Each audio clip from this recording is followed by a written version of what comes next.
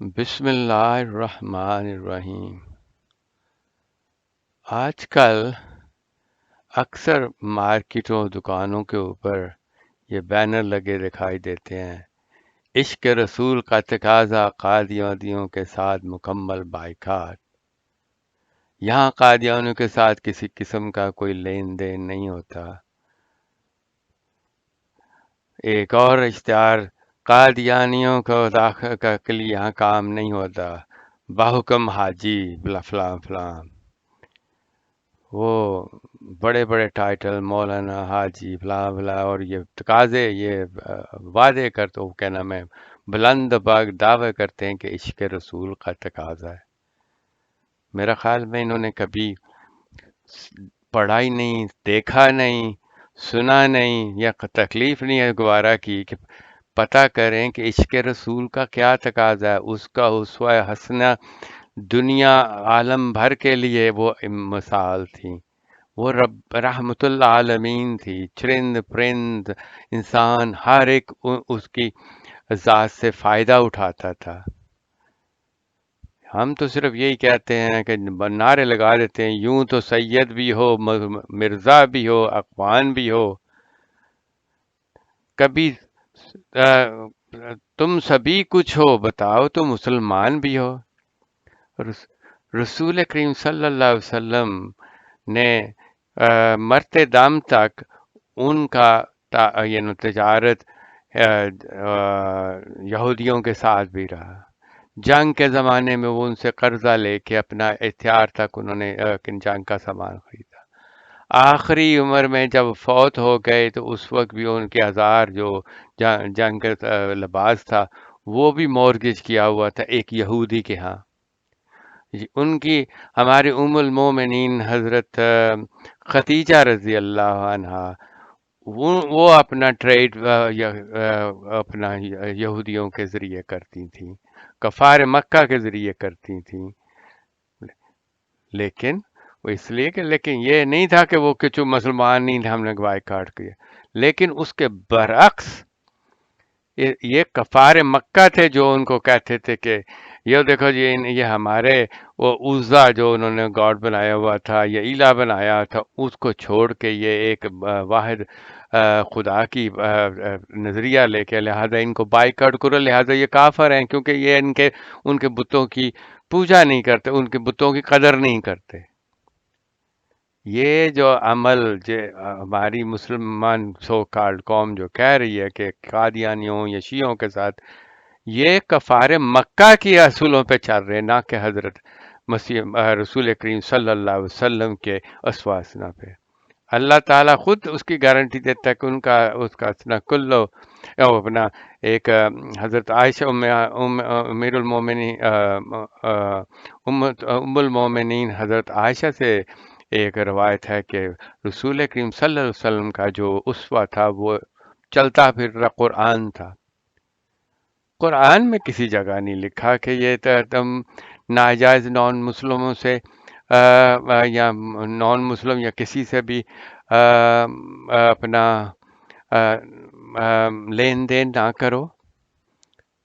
کاش کہ یہ قوم بجائے مولویوں کے پیچھے لگنے کے خود آنکھیں کھولے اور خود اپنا کیا نام ہے قرآن مجید پڑھے، اسے سمجھنے کی کوشش کرے، حدیث کی کتابیں پڑھ کے دیکھے، تو ان کو معلوم ہو جائے گا کہ یہ تو لوگ ان کو غلط راستے پہ جہنم کی طرف لے جا رہے ہیں۔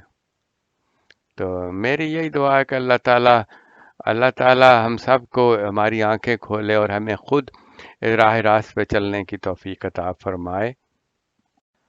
رسول کریم صلی اللہ علیہ وسلم کی ذات مبارک تو وہ تھی، جب وہ مدینہ میں آئے تو انہوں نے معاہدے کیے ایک دوسرے کے، یہودیوں کے ساتھ، دوسروں کے ساتھ، نان مسلموں کے ساتھ، اور ان کی پروٹیکشن کے لیے ایک دوسرے کی، اور تاکہ وہ خون خرابہ بند جو کہ اس وقت لڑائی جھگڑے میں جو لگے ہوئے تھے، انہوں نے خود وہ یہودی اور وہ دوسرے مشرکین رسول اکرم صلی اللہ علیہ وسلم کو خدا کا نبی بھی نہیں مانتے تھے، اس کے باوجود صلح حدیبیہ دیکھ لیں، اس میں لکھا ہوا تھا، پھر انہوں نے مجبور کیا کہ یہ لکھا جائے کہ میرا یہ معاہدہ بٹوین محمد صلی اللہ علیہ وسلم اور ان کے کفار مکہ کے درمیان، کیونکہ وہ نہیں مانتے کہ وہ رسول اللہ، نعوذ باللہ، یہ اس طرح کی.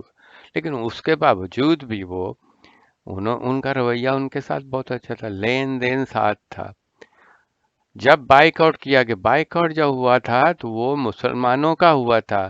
حضرت ابو طالب کی ویلی میں جا کے جو یہ 3 سال انہوں نے گزارے، اس میں ان کی وائف امت المومنین حضرت ختیجہ رضی اللہ عنہ وفات پا گئی، ان کا چچا وفات پا گئے اس بائک آؤٹ کی وجہ سے.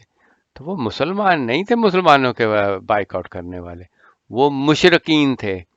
اس لیے یہ کہنا کہ رسول کریم صلی اللہ علیہ وسلم کے عشق میں یہ کام کرو، اللہ خدا را، تم لوگوں کو ذرا بھی خوف و خدا نہیں کہ کوئی چیز اگر آپ رسول کریم صلی اللہ علیہ وسلم یا اللہ تعالیٰ سے منسوب کریں گے جو کہ انہوں نے نہیں کہی اور نہ کی، تو اس کا تو آپ کو جہنم میں پرسید کرنے کا ڈائریکٹ جواز ہو جائے گا. خدا را صحیح آنکھیں کھول کے باعث نہ رہیے. مولوی تو صرف یہ علماء، یہ پولیٹیشین، یہ تو اپنے کاروبار چمکانے کے لیے، اپنے انٹرسٹ کے لیے یہ آپ عوام کو آگے پیچھے لگا دیتے ہیں، بتی کے پیچھے لگا دیتے ہیں، ٹرک بتی کے پیچھے. تو اگر یہ اتنے ہی ہوتے تو یہ خود کیوں نہیں جا کے وہ اپنا کرتے؟ یہ کیوں مولوی دوسرے لوگوں کو بھجواتے ہیں کہ جا کے جنگ یہ کرو وہ کرو، خود بڑے عیش و عشرت میں رہ رہے ہوتے ہیں. کو انہیں پتہ ہے کہ عوام بے وقوف ہے. عوام پتہ نہیں کب اللہ تعالیٰ ان کے ذہن میں ڈالے گا کہ ان کو اپنے فیوچر کا، اپنے آخرت کا خود خیال کرنا ہے، کوئی کسی کا خیال نہیں کرے گا. قرآن مجید کہتا ہے کہ ہر ایک نے اپنا جواب دینا ہے، کوئی کسی کا بوجھ نہیں اٹھائے گا کوئی کسی کا. تو یہ لوگ، یہ تو یہاں آپ کو انکار کر دیتے ہیں، وہاں جا کے آپ جب اللہ تعالیٰ کے سامنے پیش ہوں گے تو یہ وہاں بھی انکار. قرآن مجید اس کی ثبوت دیتا ہے کہ یہ انکار کر دیں گے کہ ہم نے انہیں نہیں کہا تھا کہ یہ ہمارے پیچھے چلیں. تو میری یہی دعا ہے کہ اللہ تعالیٰ آپ سب کو ہدایت دے اور ہمیں بھی ہدایت دے، اور راہ راست پر رسول کریم صلی اللہ علیہ وسلم کے صحیح اسوہ پر چلنے کی توفیق عطا فرمائے، قرآنی تعلیمات کے مطابق چلنے کی توفیق عطا فرمائے. قرآن میں جو تھوڑا وہ جو جو آیا ہے کہ ان کو، یہودیوں کو یا دوسروں کو اپنے دوست نہ بناؤ، اس کی خاص وجہ تھی وہ جنگ کے زمانے کی وجہ تھی کہ جنگ میں اس ایک دوسرے کا راز اس طرح سے دوسروں کو مل سکتا تھا اور مسلمانوں کو ڈس ایڈوانٹیج ہو سکتا تھا. اس لیے ان چند فتنہ انگیز یہودیوں سے روکا گیا، منافقین سے روکا گیا مسلمان.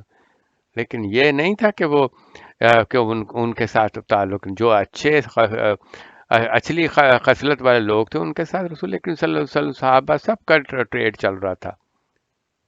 جیسے کہ میں نے پہلے بتایا کہ بخاری اور مسلم کی اور احمد بن حنبل کی تمام حدیثوں میں آیا ہوا ہے کہ رسول کریم صلی اللہ علیہ وسلم کے جو ان کا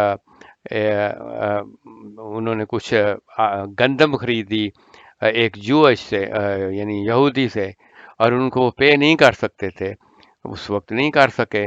اس لیے انہوں نے اپنی جو ذرا بختر تھی، وہ جو جنگ کا لباس تھا، وہ ان کو مورگیج کر کے وہ گروی کروا دیا. لیکن وہ اچھا ان کی وفات تک وہ اس کو واپس نہیں لے سکتے تھے، ان کے پاس پیسے نہیں تھے کہ وہ اپنے آپ کو وہ گروی سے نکلوا سکے. یہ تھا رسول کریم صلی اللہ علیہ وسلم کا اس وقت، یہ تھا رسول صحابہ کا کردار. تو پلیز میں آپ سے بار بار یہی دعا کرتا ہوں کہ ان مولویوں کے پیچھے یہ جو غلط قسم کی جو افواہیں ہیں، غلط قسم کی ضعیف حدیثوں کے اوپر سہارا لیتے ہیں، یہ بالکل اس کا کوئی جواز نہیں. قرآن مجید کھلا یہ چیز کا تعلیم دیتا ہے کہ یہ طریقہ کار صحیح نہیں. اللہ تعالیٰ نے انسان کو اشرف المخلوقات بنایا، اس ہر انسان کے ساتھ، ہر انسان کے پرندوں چرندوں سب کے ساتھ انہوں نے کہا اچھا سلوک کرو، ان کے ساتھ اچھی طرح. اپنا یہ دیکھ لیں، رسول کریم صلی اللہ علیہ وسلم جنگ بدر میں جب پانی کا چکر، کیونکہ پاکستان پانی مسلمانوں کے پاس تھا، وہ قبضہ ہو گیا تھا، جب یہ مشرقین کے لوگ پانی لینے آئے کنویں سے، تو اس وقت بھی انہوں نے اپنا اگرچہ صاحب حضرت علی اور دوسرے صاحب انہوں نے پکڑ لیا ایک کو صرف اس لیے کہ اس سے جو جاسوسی پتہ انفارمیشن لینے کے لیے کہ تاکہ مخالف جو اٹیک کرنے والے ہیں ان کی خبر مل سکے. اس کے علاوہ جب بھی رسول صلی اللہ علیہ وسلم کو پتہ چلا کہ اس کے مار پیٹ کر رہے ہیں تو انہوں نے اسے کہا بند کر دو، ان کو آزاد کر دو. پانی ہر ایک کا حق ہے.